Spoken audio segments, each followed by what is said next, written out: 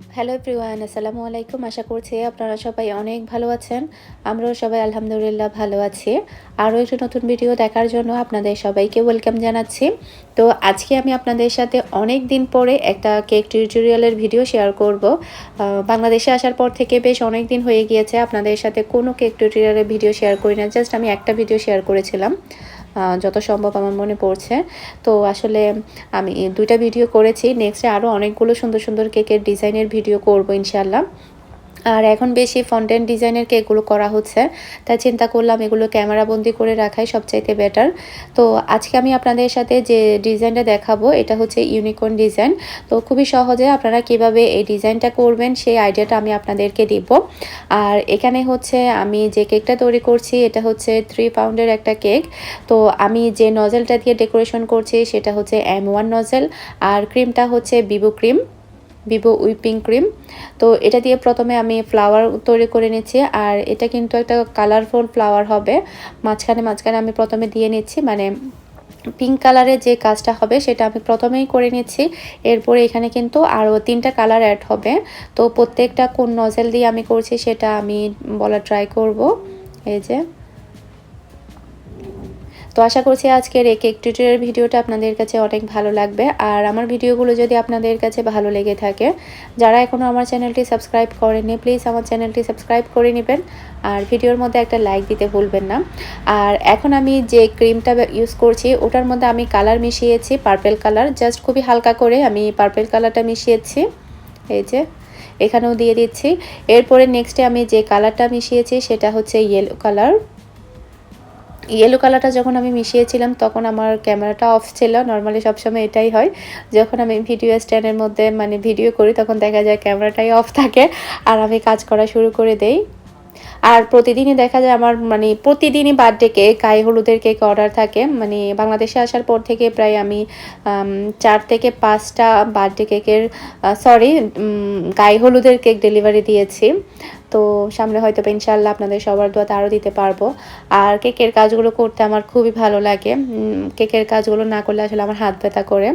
তো এরপরে হচ্ছে ইয়েলো কালার দেওয়ার পরে এখন হচ্ছে আমি ব্লু কালার দিচ্ছি।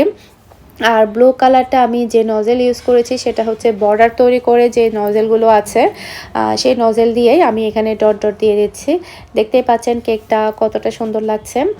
আর যেদিকে হচ্ছে চোখ বসবে তার ঠিক মাঝখানে মানে কপাল, মানে একটা কপালের মানে যে উপরেও আমি হচ্ছে একটা M1 মানে একটা ফ্লাওয়ার দিয়ে দিয়েছি। এরপরে পুরো কেকের মধ্যে আমি ক্রিম দিয়ে এই ফ্লাওয়ারগুলো দিয়েছি। এরপরে পিছনে পুরোটার মধ্যেই আমি এই ডিজাইনটা করেছি। এই যে দেখতে পাচ্ছেন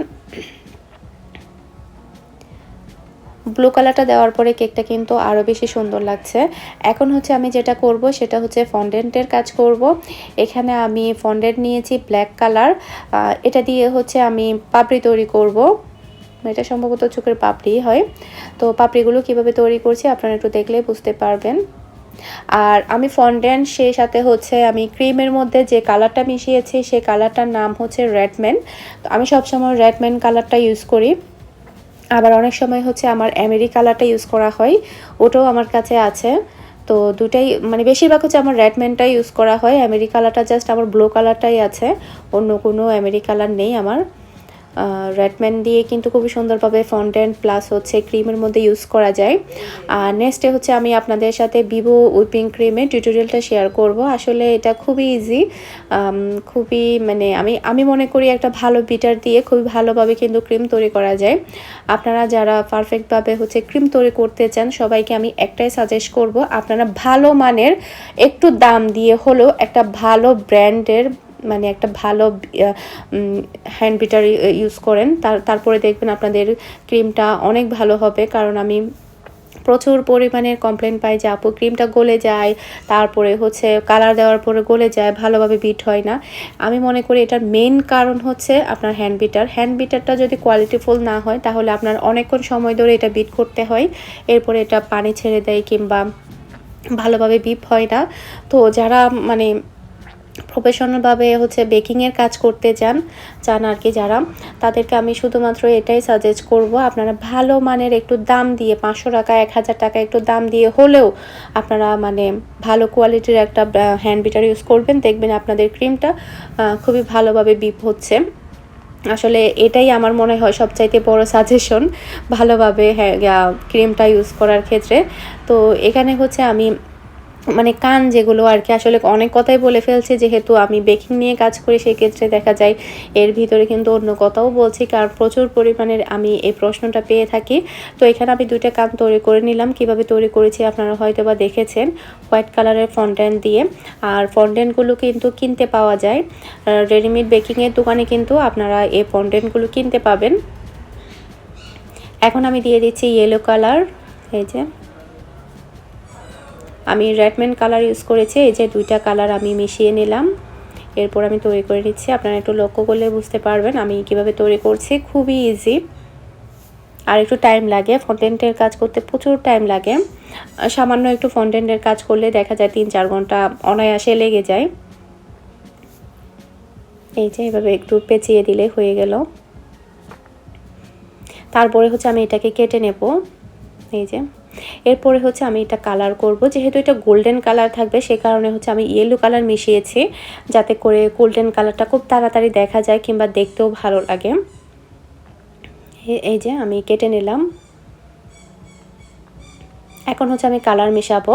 আর আমি যে কালার বলতে আমি এটাকে হচ্ছে শাইনিং করব গোল্ডেন কালারের।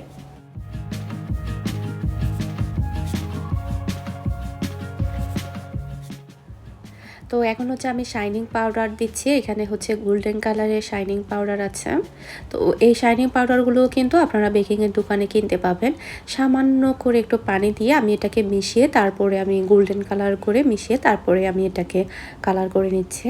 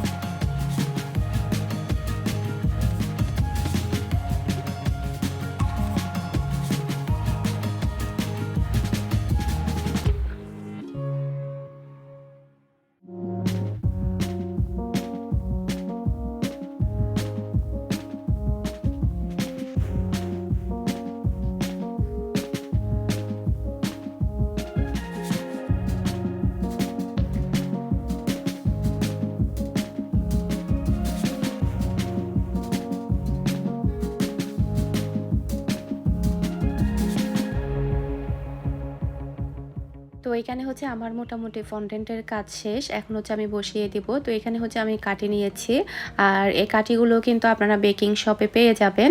তো কাঠির মধ্যে আমি প্রথমে একটু পানি মিশিয়েছি, মানে পানির মধ্যে একটু ভিজালাম আর কি, তারপরে হচ্ছে আমি কেটে নিচ্ছি। কারণ পানির মধ্যে যদি আপনি একটু না ভিজিয়ে নেন তাহলে দেখা যাবে এটা খুলে আসবে, এটা ফন্ডেন্টের সাথে লাগবে না। তো সেই জিনিসটা একটু মাথায় রাখবেন। তো মাঝখান দিয়ে আমি বসিয়ে দিচ্ছি, এরপরে হচ্ছে আমি কানগুলো বসিয়ে দিব। আর এই কেকটা আমাকে দেশের বাইরে থেকেই অর্ডার করেছে আপু তার ফ্যামিলির জন্য। তো থ্যাংক ইউ আপু অর্ডার করার জন্য।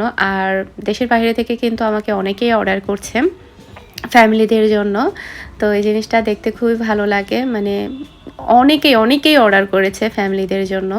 তারপরে হচ্ছে যখন আমি ওমানে ছিলাম তখন আবার বাংলাদেশ থেকে, মানে ওমানে হাজব্যান্ডরা থাকতো, অন্যান্য ফ্যামিলি থাকতো, ভাই থাকতো কিংবা ফ্রেন্ড থাকতো, তাদেরকে সারপ্রাইজ দেওয়ার জন্য কিংবা এমনিতেই অনেক অর্ডার আসতো।